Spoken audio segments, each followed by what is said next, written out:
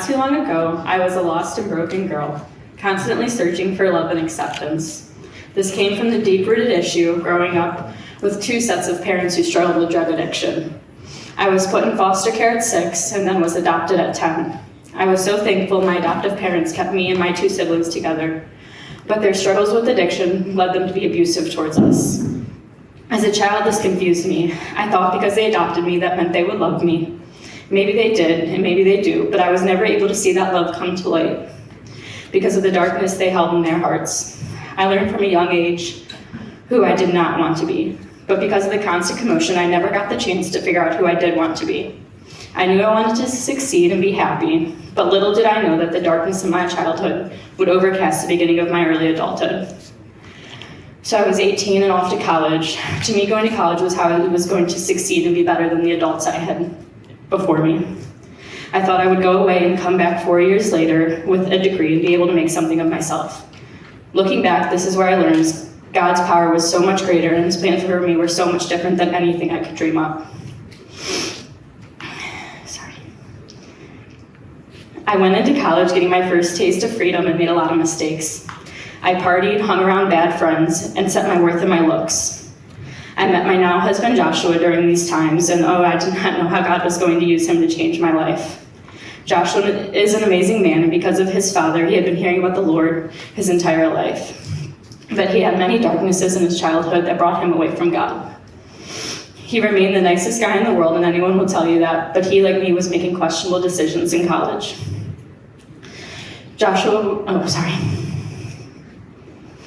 We then quickly moved in together. Joshua was the first person besides my siblings to show me love, to truly make me feel accepted and that I was worthy of something.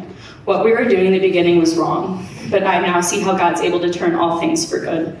Although we were sinning, God used that, and through the birth of our son, we were brought back into his light. We had so much to learn about parenting, but because of the rocky childhoods we both experienced, we knew that we were going to be nothing short of the best parents we possibly could be. So we started searching for guidance.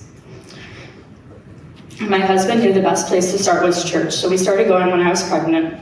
And one of the first times I went, I broke down crying to the worship song, Save God. As I sang, "Oh God, my God, I need you," I finally realized what was missing from my life: God. I immediately knew this was where I wanted my son to be. I still struggled in the beginning of motherhood. I had only gotten my feet wet in God's love, and was not fully committed. I never had an example of a mother, but I knew I wanted to be a good one. It wasn't my actions that were flawed in the beginning, it was my mental state. My entire childhood, no matter what was being thrown at me, I was always okay, never dwelling on pain and moving on quickly. It is my belief that in my early adulthood, when I was finally set free, my mind came out of fight or flight mode, and I then started to pay the price for what had happened to me. Like I said, initially my coping was through partying, but I never felt okay. I honestly felt very not okay, but because of the way our society normalizes living your 20s, I didn't think I was doing anything wrong. So in that moment in church where I broke down crying, it all clicked. I was never going to find peace anywhere but through God. Through all things new motherhood, I was strong in my physical actions. I showed my son the most amount of love I could and cared to his every need, but I had never felt more broken. This hurt me even more. I was finally getting a happy family. I had an amazing husband and an amazing son, but I was so depressed. I started having panic attacks. I was anxious at all times of the day. I never felt safe emotionally. I was still learning who God was, and when I did find brief periods of relief, it was through him. I was getting one step closer to God, but still stayed very much in the world. My 1 foot in, 1 foot out lifestyle, combined with the constant searching for love, combined with my postpartum hormones, left me a shell of a person. This truly was a recipe for disaster. I had honestly never felt so lonely, and yet people were around me constantly because of our new baby. Josh was an amazing support system the whole way through and always showed his love and devotion to our family. He had his own mental struggles that have carried with him, but he never stopped his mental health from showing our family how loved we were. Both of our struggling mental health led to the decision for us to move to South Carolina. Yeah, I'm from Ohio, if no one knows that. I just moved here 7 months ago. We did not know why we were having such a strong pull to South Carolina, but we knew we needed space to figure out who we were going to be as parents and who we were going to be as husband and wife. Little did we know what God was planning to do with this trip. We jumped right into an amazing church that God used to save my life, this church, Summer Brook. I don't know where I would be had I not found a group of genuine women who pushed me towards God. My husband and I knew we wanted to grow during this move, and so we were going to need a community. We joined small groups right away. We were both in Bible studies, and we were in awe of the sincerity of everyone. Quickly, our days became revolved around God, with morning worship, Bible reading, small groups, and church on Sundays. The first thing to change for me was the music I listened to. As soon as I started listening to worship, I couldn't listen to anything else. In the beginning, it was because I felt like I had to, and now I know these were my first convictions. But I soon started listening to worship, not because I felt I had to, but because I wanted to. I wanted to praise God and show him how much I loved him. I never really listened to horrible music before,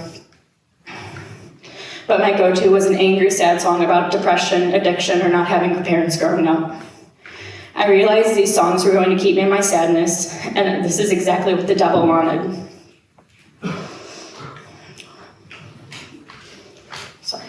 There was a specific time I was on my way to Bible study and I was so sad. My instinct was to turn on one of my sad songs, but instead I turned on worship music.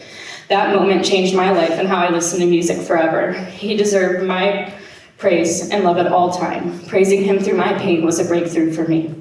The evil in the world that I had experienced wanted me to feel pain. By simply not allowing the pain to turn me to worldly music, but to God was the most powerful thing I could do to battle evil in that moment. I automatically felt better and ended up having an amazing day. Then came reading the Bible. Now, I had originally started reading the Bible when I was pregnant because it was what I was told I needed to do to grow closer to God. I set the goal of one chapter a day, and I would do just that. I read one chapter, closed my Bible, and went on with my day, behaving in the world. Once I started growing closer to God, I started to read more than one chapter. I wanted to know what was going to happen next. I not only wanted to read his word, but I wanted to learn from it. I took notes and learned all the history of good and evil in our world.